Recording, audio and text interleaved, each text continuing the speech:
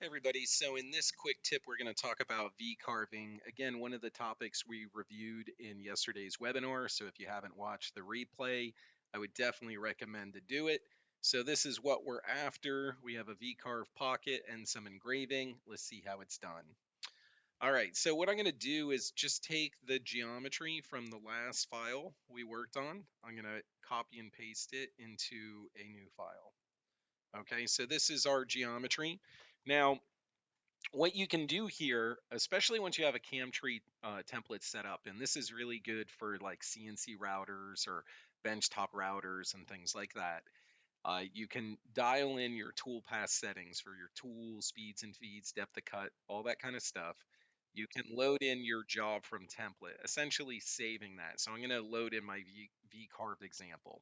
All right. Now from here, you can see the stock from the previous job. So I'm going to come into the stock wizard and I'm going to update it for our new part size. Okay.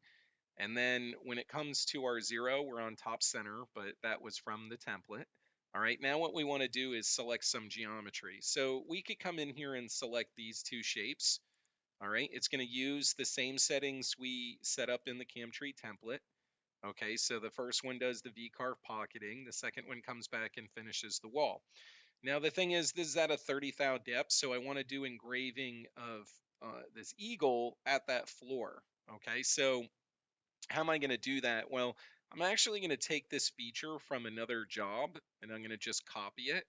And then I'm just going to bring it over to this job and I'm going to paste it. All right. And what that will do is just copy and paste the settings. Now, it's not always the best method to copy and paste between jobs, but in this case, I think it's fine because I'm using the same machine.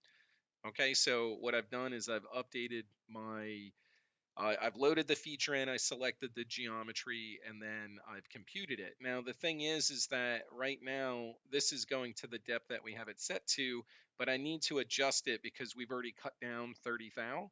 So that's why I adjusted this top of feature here. So I'm saying start at 30 thou deep and then cut 150 from there. Okay, so that puts that one on there. Again, we could run this through a simulation. This will show us what our toolpath is going to look like. All right, we'll play it through. We can see it does the pocketing first, then it comes back and does the V-carve, and then it does the engraving at the lower floor. Okay, the other thing I want to do is I want to add some detail to this shape here. All right, so making updates, once you have the CAD work done, is pretty easy. It just comes down to selection. So what I'm going to do is come in here and select these additional shapes.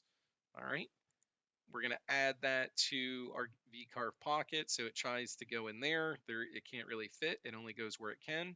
So the rest of that cleanup work is going to be done with that V-carve tool. All right. So that's what we see there to update that. Those are the steps. If you guys haven't watched yesterday's replay webinar, use the YouTube link listed in this group. Other than that, I look forward to seeing you guys in the next video. Thank you.